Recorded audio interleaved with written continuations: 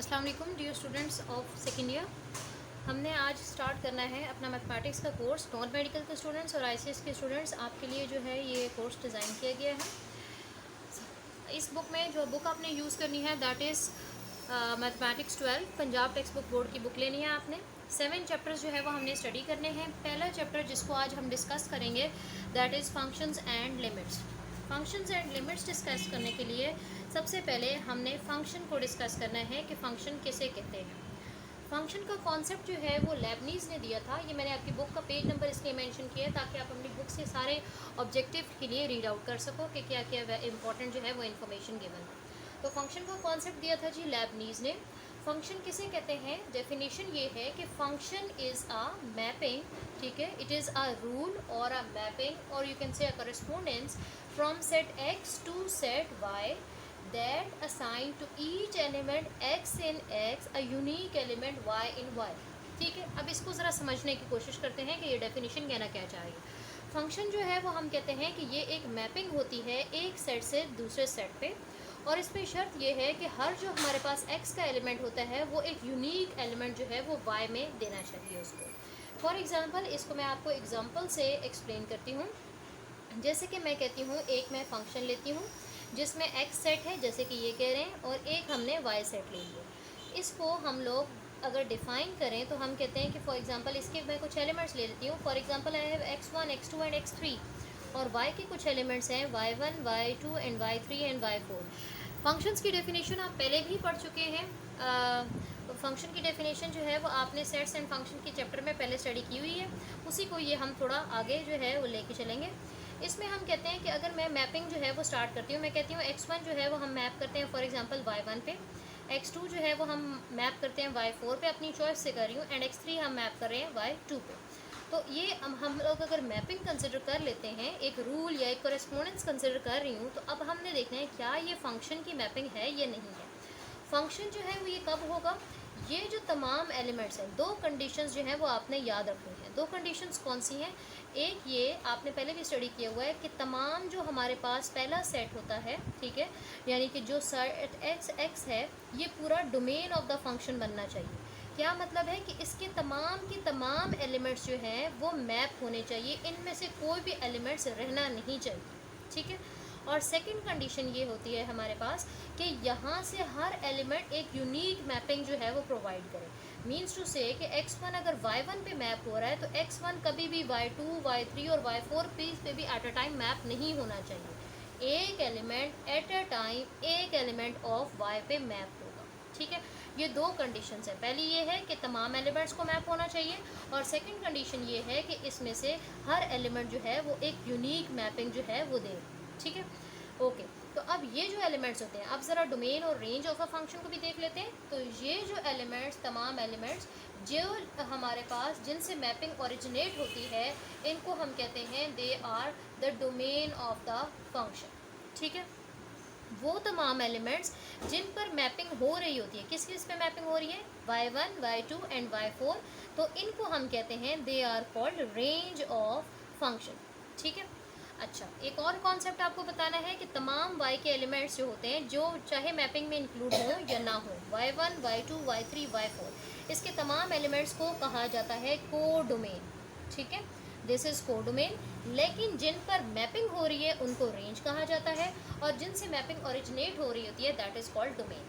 So function क्या हुआ, function basically एक मैपिंग है एक सेट से दूसरे सेट पे, जिसमें हमारा पहला जो सेट है उसके तमाम के तमाम एलिमेंट्स जो है वो मैपिंग जो है वो बनानी चाहिए, और सेकेंडली इनमें से हर कोई एक यूनिक एलिमेंट जो है वो y पे मैप करे। इधर से दो दो मैपिंग्स नहीं जानी चाहिए, ठीक है। तो यही डेफिनेशन है, इसको दोबारा रीड आउट कीजिएगा तो आपको समझ आ जाएगी कि ये हमारे पास क्या कह रहे हैं इस मैपिंग में, ठीक है। ओके, अब ज़रा हम आगे डिस्कस करते हैं। This is function, domain range हमने डिस्कस कर ली है। अब ज़रा इसकी नोटेशन पे आ जाते हैं कि फ़ंक्शन की नोटेशन क्या है। तो नोटेशन जी क्या है फ़ंक्शन की, ये किसने दी थी नोटेशन फ़ंक्शन की, हम कहते हैं y is equals to f of x. Euler एक स्विस मैथमेटिशियन है, उन्होंने ये नोटेशन जो है वो दी थी। इसमें हम डिस्कस करेंगे कि इसको हम किस तरह रीड आउट करें। इसको हम रीड करते हैं y is a function of x। अब x और y क्या चीज़ें हैं, x जो है ये भी एक वेरिएबल है, y भी एक वेरिएबल है। X is called independent variable, ठीक है, क्योंकि ये इसकी वैल्यू किसी भी चीज़ पे डिपेंड नहीं करी, इसकी हम वैल्यू कोई भी कंसिडर कर सकते हैं।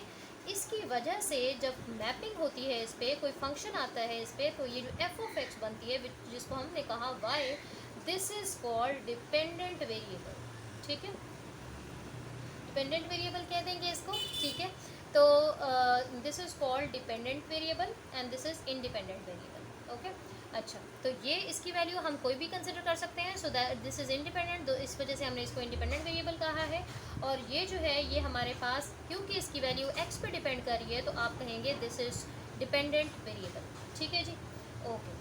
नेक्स्ट जो है वो हमने क्या कंसिडर करना है, और इसको रीड करते हैं, y is a function of x। इसको आप इस तरीके से भी समझ सकते हैं कि हमारे पास कोई x फंक्शन था, ठीक है, इनपुट दी हमने, और ये हमारे पास हम कहते हैं कि ये अगर इनपुट आया और ये हमारे पास फंक्शन है, और इसने इन रिज़ल्ट आपको क्या दे दिया, एक आउटपुट दे देगी, और वो आउटपुट क्या होगी, for example f of x, ठीक है।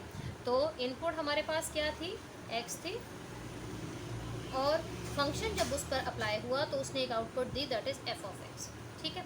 So this was the notation of y is equal function. अब हम ज़रा डिस्कस कर लेते हैं एक और इम्पॉर्टेंट चीज़, that is vertical line test, ठीक है। वर्टिकल लाइन टेस्ट जो है वो क्या होती है, वर्टिकल लाइन टेस्ट, ये टेस्ट किस लिए यूज़ किया जाता है, ये टेस्ट यूज़ किया जाता है कि पता करें कि क्या ये जो ग्राफ आपको गिवन है ये फंक्शन का ग्राफ है या नहीं। बहुत आसान सा तरीका है कि पता चल जाए कि फंक्शन का ग्राफ है कि नहीं। तो उसके लिए सिंपली आपने, फॉर एग्जांपल मैं एक ग्राफ ले लेती हूँ, मैं कहती हूँ ये मेरे पास एक ग्राफ है, this is x axis, this is why axis, ये हमारे पास एक लाइन है, इस पर हम अगर एक वर्टिकल लाइन ड्रॉ करें, ठीक है, अपने ग्राफ पे क्या करें, एक वर्टिकल लाइन ड्रॉ करें, और वो वर्टिकल लाइन अगर सिर्फ एक पॉइंट पे हमारे ग्राफ को टच करे, कट करे या इंटरसेक्ट करे, तो हम कहते हैं कि ये ग्राफ फंक्शन का ग्राफ होगा, ठीक है। अगर वो एक से ज़्यादा पॉइंट पे कट करेगी तो हम कहेंगे that is not a graph of a function. अब not a graph of a function के लिए मैं आपको फॉर एग्जांपल सर्कल की एग्जांपल देती हूँ। तो मैं कहती हूँ कि ये अगर हम लोग ड्रॉ करें, ठीक है, तो यहाँ पे आप देख सकते हैं कि ये फंक्शन जो है इसको कितने पॉइंट्स पे कट कर रही है, ठीक है, सॉरी सर्कल को कितने पॉइंट्स पे टच कर रही है, तो ये 2 पॉइंट्स पे टच कर रही है, तो ये हमारे पास फंक्शन का ग्राफ नहीं होगा, this is not a function. तो यहाँ से आपने क्या क्लियर हुआ कि फंक्शन के वर्टिकल लाइन टेस्ट से हम ये देखते हैं कि अगर तो हमारे पास गिवन फंक्शन को, given graph of a function को वर्टिकल लाइन एक पॉइंट पे कट करे तो हम कहते हैं दिस इज़ अ फंक्शन, और अगर एक से ज़्यादा 2, 3, 4 जितने मर्जी पॉइंट्स पे कट करेगी तो वो फंक्शन का ग्राफ नहीं होगा, ठीक है। अब हम लोग एक नई चीज़, एक और डेफिनेशन जो है वो स्टडी कर लेते हैं। बहुत सी डेफिनेशंस जो है वो आपके पास थ्योरी में इंक्लूडेड है, वो आपने सारी रीड आउट करनी है, इजी डेफिनेशंस हैं, जो नहीं क्लियर होगी मुझसे पूछ लीजिएगा। नेक्स्ट जो हम डिस्कस करने लगे हैं that is types of function की बहुत सारी टाइप्स हैं। 2 इंपॉर्टेंट हम डिस्कस करने लगे हैं, explicit function and other one is implicit function, ठीक है जी। एक्सप्लिसिट और इम्प्लिसिट फंक्शन हम डिस्कस करते हैं। एक्सप्लिसिट क्या होगा, इसकी डेफिनेशन आपकी बुक में लिखी हुई है। ये कहते हैं कि अगर हमारे पास हम y और x को जो है वो सेपरेट करके लिख सकें तो हम कहते हैं कि this function would be explicit function. If y is easily expressed in terms of the independent variable x, then y is called explicit function। अगर y को आप independently इसको लिख सकें, फॉर एग्जांपल जैसे क्या कह रहे हैं ये, जैसे कि मैं कहूँ y is equals to x square plus 2x minus 1, ठीक है। अब आप देख रहे हैं कि y को मैंने आराम से x की वैल्यूज़ की टर्म्स है, x की टर्म्स में लिख लिया है, so this would be an explicit function. और इम्प्लिसिट क्या होगा कि जिसमें x एंड y जो है they are so mixed up and y can not be expressed in terms of the independent variable x। y को हम x की टर्म्स में ना एक्सप्रेस कर सकें, जैसे कि x square plus x y plus y square is equals to 2, इसको आप जो है यहाँ पे y सेपरेट नहीं कर सकते यहाँ से, तो ये हमारे पास होगा इम्प्लिसिट फंक्शन, ठीक है। ये डेफिनेशंस आपने याद करनी है, जैसे कि आपसे एग्जाम्स में डेफिनेशंस पूछी जा सकती हैं तो इन दोनों की भी पूछी जा सकते हैं आपसे। तो ये डेफिनेशन और विद एग्जांपल आपसे क्वेश्चन, जो शॉर्ट क्वेश्चंस होते हैं उनमें आपसे ये पूछ सकते हैं पेपर में, ठीक है। तो एक्सप्लिसिट फंक्शंस कौन से होते हैं, जिनमें हम लोग उनको इंडिपेंडेंटली y को इन टर्म्स ऑफ x लिख सकते हैं, और इम्प्लिसिट जिनमें y और x सो मिक्सड अप होते हैं कि इनको हम सेपरेट नहीं कर सकते, तो इस तरह के जो फंक्शंस होते हैं उनको हम कहा जाते हैं इम्प्लिसिट फंक्शंस। नेक्स्ट डेफिनेशन जो हमने स्टडी करनी है, लास्ट डेफिनेशन जो हम आज के दिन स्टडी करें, these are even and odd functions. ये भी बहुत इंपॉर्टेंट है, इवन एंड ऑड फंक्शंस। ठीक है, इवन फंक्शंस कौन से होते हैं, ऑड फंक्शंस कौन से होते हैं, लेट्स सी। इसके लिए अभी आपको मैंने नोटेशन बताई थी फंक्शन की, that is y is equals to f of x. ये नोटेशन थी फंक्शन की।